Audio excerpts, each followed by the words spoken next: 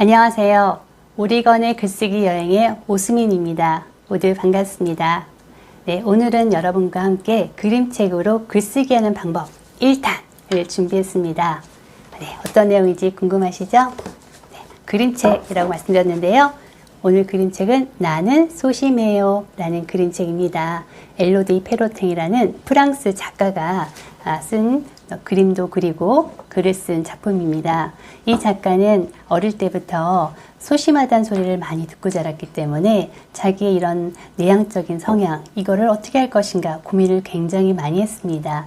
그래서 그런 고민을 혼자만 간직하지 않고 사람들과 이야기를 나누면서 이거를 어떻게 좀 해결해 볼 수 있지 않을까? 이런 생각을 하면서 이 작품을 썼습니다.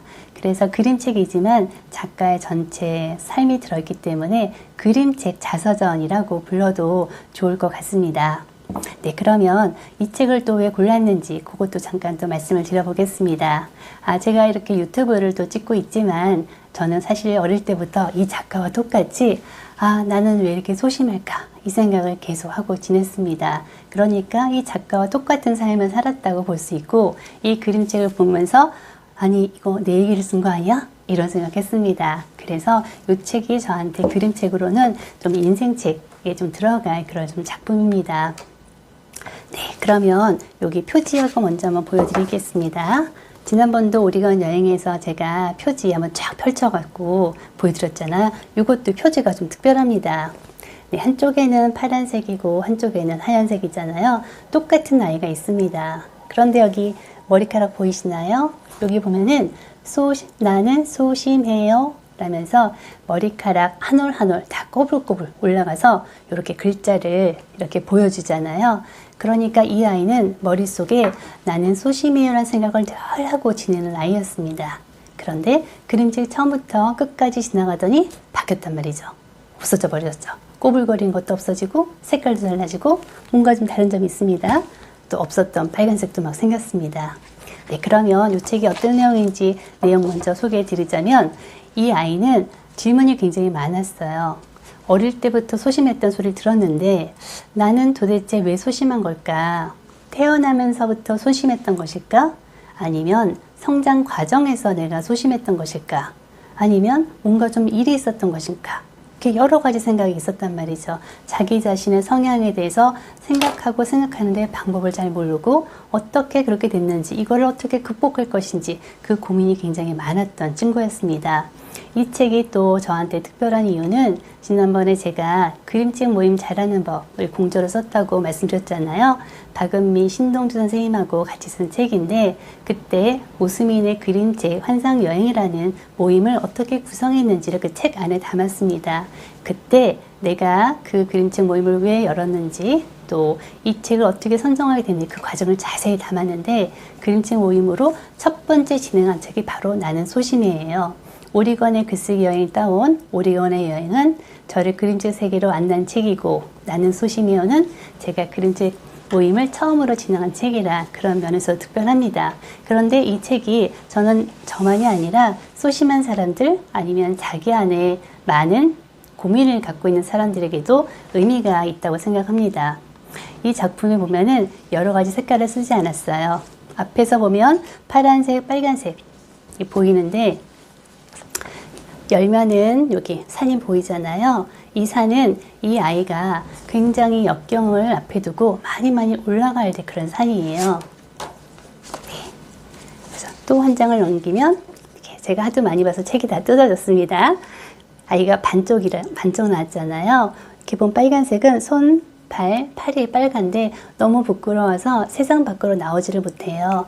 이렇게 그림책 틈 사이에서 나올까 말까 고민하는 이게 바로 소심한 사람들의 모습입니다. 그래서 삶 속에서 자기는 부끄러워서 말을 하지를 못하고 나는 도대체 왜 이렇게 소심할까 질문을 하는데 이걸 가지고 어떻게 이제 글쓰기를 하느냐 이건데요. 여러분 중에서도 고민을 하는 사람이 많이 있을 거란 말이에요. 만일에 저처럼 나는 소심해요 라는 그런 고민을 했었다면 나는 왜 소심하지? 여기서 끝날 게 아니다. 그걸 한번 찾아보는 글쓰기를 할 수 있다. 보면 태어날 때부터 이랬던 것일까? 그러면 우리 엄마와 우리 아빠 내 DNA 속에 혹시 소심한 기질이 좀 물려져 왔을까? 그러면 엄마에 대한 얘기를 좀 해볼 수도 있고, 아빠를 돌아보면서 그 성격을 좀 써볼 수도 있고, 나와 닮은 점은 무엇인가? 나와 또 틀린 점은 무엇일까? 이런 걸 가지고 글쓰기 먼저 할 수 있습니다. 또 두 번째 질문이 있어요. 아니면 자라면서 이렇게 된 것일까요? 그러면 우리 안에는 어린이들이 있잖아요. 내가 자라면서 어떤 영향을 받아서 아니면 어떤 사건을 겪으면서 내가 이런 소심한 게 됐을까? 유년 시절 어렸을 때의 기억, 그 선명하게 기억나는 사건들을 돌아보면서 내가 이런 성격이 되었던 어떤 사건들을 돌아보면서 그 부분을 찾아보는 거예요. 나는 왜 소심해요?가 아니라 나는 어디서부터 이렇게 되었을지 한번 찾아가 보는 겁니다. 마지막으로 혹시 우리 가족들 때문일까? 네, 이것도 또 중요한 질문입니다. 혹시 어릴 때 부모님 중에 한 분이 굉장히 엄격하고 아니면 굉장히 혼나는 일이 많았다. 그러면은 그런 부분 때문에 또 그럴 수 있다. 그러면 그런 사건들이 있었던 거를 한번 떠올려 볼 수 있고, 또 이런 질문도 할 수 있어요. 내가 외동딸이나 외동아들이 아닙니다. 그런데 형제자매들이 있어요. 만일에 우리 부모님이 굉장히 엄격했는데 나만 이렇게 소심하고 다른 형제자매는 안 그랬다. 그러면 어떤 부분이 달랐을까? 여러 각도를 찾아볼 수 있잖아요. 이거는 바로 나를 탐구하는 그런 시간인 거예요. 내가 어떤 사람인지 그걸 알아가는데 이런 질문들이 굉장히 유용하다. 물론 이렇게 소심해요 이것만 갖고 쓸 수 있는 건 아니에요. 이거 대신에 다른 질문도 얼마든지 쓸 수 있어요. 예를 들면 나는 산만해요. 이런 게 고민인 수도 있잖아요. 그러면 산만하다, 소심하다 이런 게 좀 부정적으로 들리는 용어란 말이에요. 그러면 왜 나는 이럴까? 이걸 어떻게 고치면 좋을까? 이런 고민을 하게 되지만 이 글쓰기를 하면서 내가 어디서 그런 면이 있었는지 찾아보고 이것 때문에 있었던 일을 한번 적어보면서 좋았던 점이 무엇이 있었을까를 또 떠올려 볼 수 있는 거죠. 만일에 산만하다라고 생각하면 그거를 다시 바꿔서 내가 여기저기 호기심을 가지고 다른 걸 찾아본다. 이런 식으로 긍정적인 내 면을 찾아볼 수 있잖아요. 이 작가는 소심함이 알고 봤더니 신중함이었다라는 걸 찾았단 말이죠. 여러분이 만일에 산만하다 였으면 나는 굉장히 호기심이 많은 사람이다라는 거를 글쓰기 하다가 찾아낼 수 있다. 그러려면은 이런 여러 가지 질문하면서 자기한테 중요했던 일, 내가 느꼈던 것, 내 감정, 생각, 있었던 일을 한번 적어보는 시간이 필요하다. 만일에 나는 팔랑귀다. 누가 말만 하면 다 따라한다. 그것도 큰 고민이 되잖아요. 그렇다면 그게 꼭 결점일까? 다르게 생각하면 내가 팔랑귀라서 다른 거를 많이 해봤다. 저는 사실은 또 팔랑귀이긴 합니다. 그림책 모임 해볼래? 알겠습니다. 해보겠다. 재밌겠는데? 막 가버린단 말이에요. 그러면은 결국에는 나는 그런 일 때문에 어려움을 많이 겪기는 했지만 되게 유연한 사고를 가진 사람이다. 이렇게 찾아갈 수도 있단 말이죠. 이 아이가 중간에 보면은 자기의 소심함을 바꾸려고 굉장히 노력을 많이 해요. 그림책에서 한번 사람들 모인 곳에서 큰 소리로 노래를 불러보기도 하고 또 어떻게 하면 대화를 해볼 것인가 막 대화를 해도 보면은 대화할 때 말을 못해요. 상대방만 얘기하고 한마디도 못하고 듣고 있단 말이에요. 그렇게 고치려고 해서는 고쳐지지가 않는다. 하지만 내가 소심함이라는 걸 내가 좋은 면을 찾아간다면 그 부분이 나에게 특별한 길을 좀 열어주는 계기가 될 수 있다. 이 친구가 여기 또 아까 제가 처음에 산을 보여줬잖아요. 이 장면은 제가 좀 가장 사랑하는 장면인데 이 아이가 산을 올라갔다 내려갔다 여러 번 한단 말이죠. 그런데 올라갔다 내려갈 때 산에서 미끄러 내려오기도 하고 물에 퐁덩 빠지기도 하고 또 기어 올라갑니다. 이렇게 나를 찾아가는 길은 쉽지가 않다는 거죠.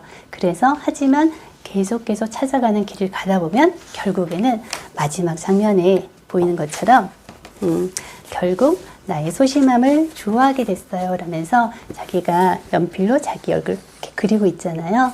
여러분이 글쓰기를 통해서 자기를 발견하고 자기가 어떤 성향을 가졌는지 그렇게 알게 된다면 어떤 특별함을 발견할 수 있다. 또 자기가 스스로에게 가졌던 부정적인 거를 긍정적인 거를 바꾸는 계기가 될 수가 있다. 그래서 나는 소심해요를 저는 여러분이 자신의 삶을 찾아가는 자신의 내면을 발견하는 그런 계기가 될 수 있는 글쓰기 도구로 좀 추천드리고 싶습니다. 네, 그러면 오늘 여러분과 함께 이렇게 그림책으로 글쓰기 하는 방법을 안내드렸고요. 다음번에 또 다른 책으로 여러분과 만나겠습니다. 감사합니다.